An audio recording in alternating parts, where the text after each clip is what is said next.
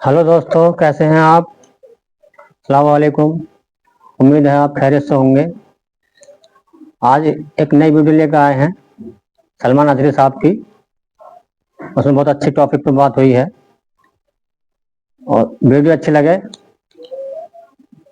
Like करें, share करें और हमारे चैनल को सब्सक्राइब जरूर करें। और ऐसी वीडियो देखने के लिए नोटिफिकेशन ऑन कर लें। चलिए शुरू करते हैं।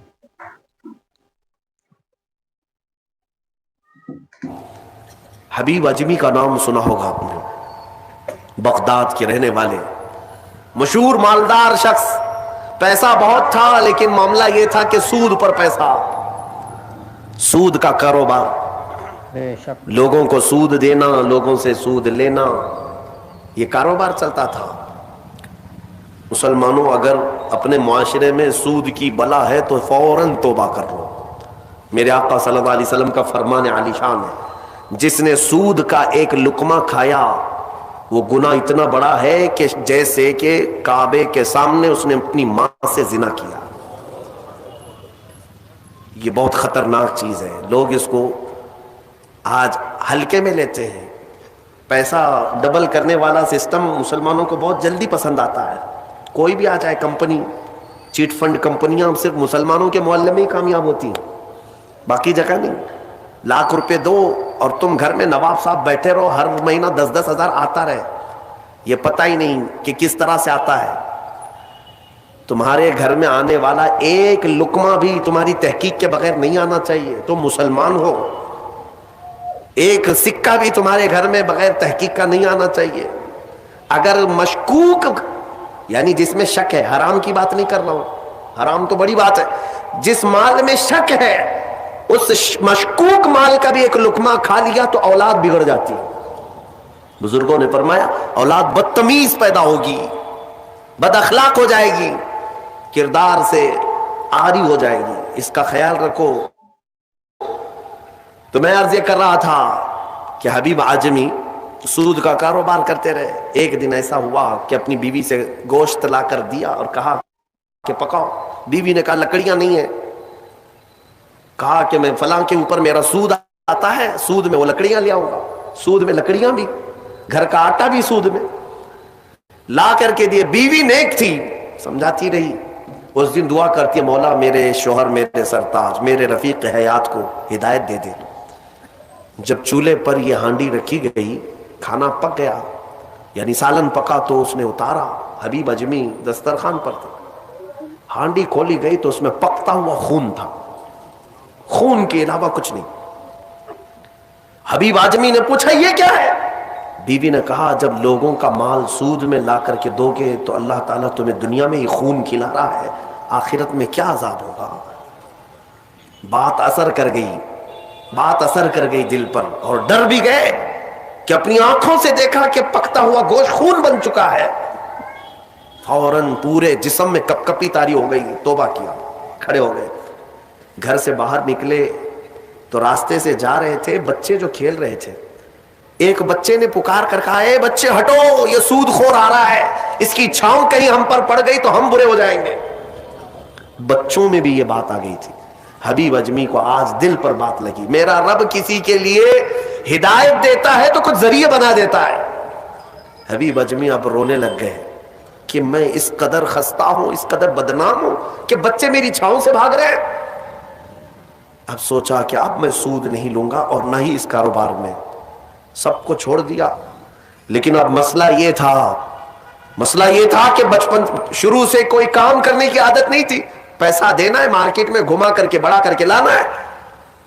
काम करने की आदत नहीं थी, फन नहीं था, हुनर मालूम नहीं था। अब कमाए तो कैसे कमाए। सोचा कि अब इस चीज को छोड़ दिया हूं। तो बीवी से आकर के कहा, मेरी रफीक हयात, मैंने तौबा कर लिया है, मैंने तौबा कर लिया, आज के बाद से ये सूद की तरफ मैं हाथ भी नहीं बढ़ाऊंगा। बीवी सजदे शुक्र अदा करती और कहती है, मेरे रफीक, है मेरे जिंदगी के साथी, अब फिक्र मत करना, मैं तुमसे किसी चीज का मुतालबा नहीं करूंगी। आधी रोटी भी लाओ मैं सब्र करूंगी, आधी रोटी भी आई तो मैं सब्र करूंगी, इसलिए कि आप हलाल रिज़्क़ की तरफ जा रहे हैं। काश हमारी औरतें ऐसी हों, जो अपने शोहर को सीधे रास्ते पर लाने का सबब बन सके। वरना बहुत सारी औरतों के मुतालबात की वजह से मर्द हराम कारियों में पड़ गए। हाँ, तनख्वाह थोड़ी सी है, औरत के मुतालबे ज्यादा है, उसके मुतालबे पूरे कर नहीं पा रहा है तो हराम कारियों में मसरूफ। बहुत सारे मर्दों के बिगड़ने की वजह उनकी औरतें बनी हैं, और जब पूरा नहीं कर पाते और पैसा भी नहीं मिल पाता तो फिर नशे की आदत लग जाती है। टेंशन से मुक्ति चाहिए, जो रोज औरत मुझे घर पे जाती परेशान करती है। मेरे अजीजों, वो हबीब अजमी की खातून ने उनको दिलासा दिया कि जाओ आप नौकरी करो। नौकरी कहां करते, अब तक करने की आदत नहीं थी, उम्र हो गई थी। सीधे गए, एक देहात छोटा गांव था, उस गांव की एक मस्जिद थी, मस्जिद के अंदर जाकर बैठ गए। दिन भर बैठे रहे, नमाजें पूरी पढ़ ली। इशा का वक्त हो गया, नमाज पढ़ करके अल्लाह की बारगाह में रोने लगे, मौला काम का आदमी नहीं हो, अब तक किया नहीं, अब मैं अपने घर कैसे चलाऊं, तो मेरे लिए कोई इंतजाम फरमा। रात के वक्त आए, बीवी ने पूछा कोई नौकरी मिली? कहां मिल गई है, नौकरी मिल गई है, बहुत ही अच्छी जगह पर एक बादशाह है, उसके यहां खिदमत पर मैं लग गया। कहा बहुत अच्छी बात है। दूसरे दिन फिर गए, उसी मस्जिद में बैठे रहे। रात को आए, बीवी ने पूछा कुछ उजरत मिली आज? जिस बादशाह के यहां काम कर रहे हो तुम्हारी नौकरी पर कुछ तनख्वाह मिली? कहा नहीं, बादशाह ने कहा है कल दे दूंगा। अपनी बीवी को टाल रहे थे, अपनी बीवी को टालने के लिए बोल दिया ऐसी कि नौकरी कर रहा हूं। कहा कि कल देने का वादा किया है। फिर तीसरा दिन आया, तीसरे दिन भी वो उसी मस्जिद में रात गुजार कर आए। बीवी ने फिर पूछा कुछ उजरत मिली? कहा नहीं, आज भी नहीं दिया। बादशाह ने कहा कल दे दूंगा। चौथा दिन आया, चौथा दिन भी मस्जिद में गुजार कर आए। हालांकि बीवी ने सब्र का दामन ऐसा पकड़ी रही और कहने लगी मुझे कोई जल्दबाजी नहीं है, जब आएगा तब खाएंगे। 4 दिन हो गए, आज फिर रात को बीवी ने पूछा कुछ तनख्वाह मिली, घर कैसे चलेगा? 4 दिन से चूल्हा नहीं जला घर पे। कहा आज भी बादशाह ने नहीं दिया, कहा कल दूंगा, रोज कल। 5 दिन गुजर गए। उसके बाद वो 5वें दिन ऐसी उनकी कैफियत थी कि अब रात जब बहुत ज्यादा हो गई तो घर की तरफ पलट रहे थे, पांव बोझल हो गए। फिर बीवी पूछेगी आज तनख्वाह मिली? रोज झूठ बोल रहा हूं, मुझे कौन तनख्वाह देगा? आज क्या बोलूं अपनी बीवी को, अपनी शरीक हयात को। जब वो वापस पलटे तो आज रात को अपने घर के बाहर ही देखते हैं, घर में खूब उजाला है, घर में रोशनी है। घर की तरफ आगे बढ़ते बढ़ते आए, मेरी बीवी सोई नहीं, इंतजार में होगी, पूछेगी क्या उजरत मिली, तनख्वाह मिली। लेकिन जैसे ही घर के अंदर गए, बड़ा सा दस्तरखान बिछा है, हर किस्म के खाने लगे हुए हैं। हैरत में आ गए, 5 दिन के कमाने का कोई जरिया नहीं, मेरी बीवी के पास भी इतना माल नहीं, ये कहां से आया दस्तरखान? बीवी को जलाल में पूछने लगे ये दस्तरखान कहां से आया, ये खाना कैसे आया? बीवी कहती है क्या मजाक करते हैं आप जिस बादशाह के यहां काम करते हैं वहां का एक सिपाही आया था, वही दस्तरखान लेकर आया और सारा खाना उसी ने दिया है, और ये मुझे कह कर गया है ऐ खातून तेरा शोहर रात में आए तो उसे कह देना ये तो 5 दिन की उजरत है, और मेहनत करेगा और उजरत दी जाएगी। हबीब अजमी गश खाकर गिर पड़े। बीवी ने उठाया, पूछा क्या बात है, क्यों गश खाकर गिर पड़े? होश आने के बाद कहते मेरी रफीक हयात, आज सच बताता हूं, मैंने कोई नौकरी नहीं की, मैं निकम्मा आदमी, कोई नौकरी नहीं की। मस्जिद में जाता था, खाली बैठा रहता था, आज डर करके आ रहा था कि तुझे जवाब क्या दूंगा।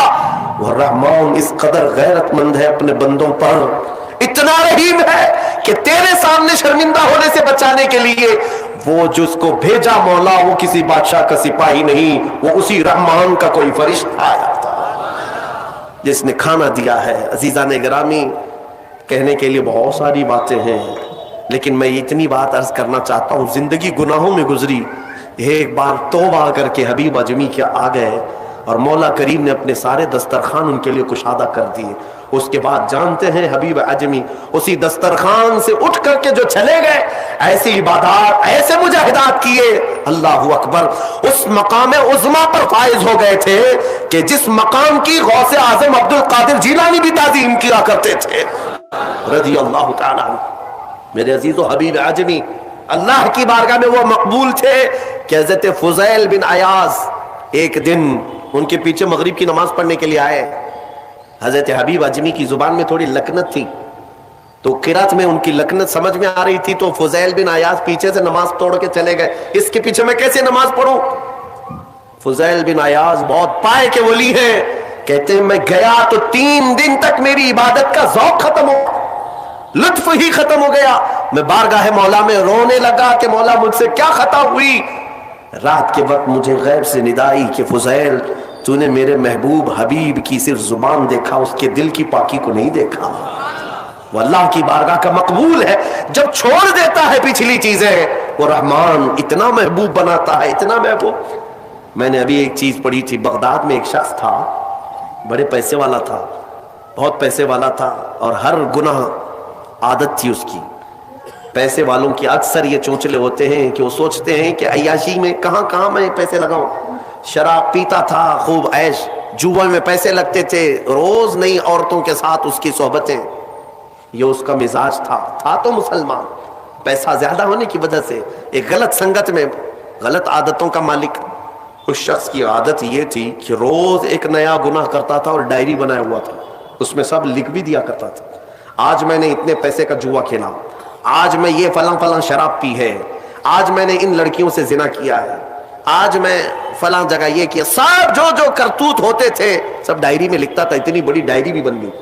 ایک دن ایسا ہوا کہ گزر رہا تھا بازار سے، ایک خاتون کو دیکھا جو حسین تھی اور مجبور نظر آ رہی تھی، اس کے پاس گیا، کہا کیا چیز ہے؟ اس نے کہا مجھے مال کی ضرورت ہے۔ اس نے کہا چل میرے گھر، میری خواہش پوری کر، میں تجھے جتنا چاہیے وہ دے دیتا ہوں۔ وہ عورت چلی آئی ساتھ میں، وہ عورت آ گئی۔ جب یہ نوجوان جو بغداد کا بڑا پیسے والا مالدار رات کے وقت اپنے بستر پر آیا اور اس خاتون کو کہا کہ آجا ہم دونوں تنہا ہیں، وہ عورت رات کے وقت سو تو گئی لیکن اس کا پورا جسم پیلا پڑ گیا، اس کا چہرہ پیلا اور ہاتھ پیر کانپنے لگ گئے۔ یہ نوجوان اٹھ کر کھڑا ہوا، کہا کہ ڈر رہی ہے تو کسی بات سے؟ تیرے جسم کی یہ زردی کس بات کی؟ وہ خاتون کہتی ہے نہیں کوئی بات نہیں۔ پھر اس نے کہا ڈر مت، اس محل میں کوئی نہیں آئے گا میری اجازت کے بغیر، یہ سب پوری میری پراپرٹی ہے، یہ میری شہنشاہیت ہے یہاں پر۔ اس خاتون نے کہا ہاں یہ تو میں دیکھ رہی ہوں، لیکن مجھے ڈر اس بات کا ہے کہ وہ رحمان مجھے دیکھ رہا ہے، اس کے سامنے میں کیسے ننگی ہو جاؤں؟ میں نے آج تک یہ گناہ نہیں کیے، میں پیشہ ور عورت نہیں ہوں۔ وہ کہتی ہے میں ایک بیوہ عورت ہوں، میرے 3 بچے ہیں، 4 دن سے بھوکے ہیں، میں روز انہیں تسلی دیتی ہوں کہ مجھے بازار میں کچھ کام مل گیا تو میں اجرت لا کر کے تمہیں کھلا دوں گی، مجھے کوئی نوکری نہیں دیتا، اور آج میں مجبوراً بازار میں کھڑی تھی تو مجھے مل گیا، میں اپنے چھوٹے بچوں کے، یتیم بچوں کی بھوک کو ختم کرنے کے لیے تیرے گھر آ گئی، لیکن جب بستر پر سوئی تو مجھے خوف ہونے لگا کہ میرا رب دیکھ رہا ہے، میں نے آج تک جسم کو ننگا نہیں کیا۔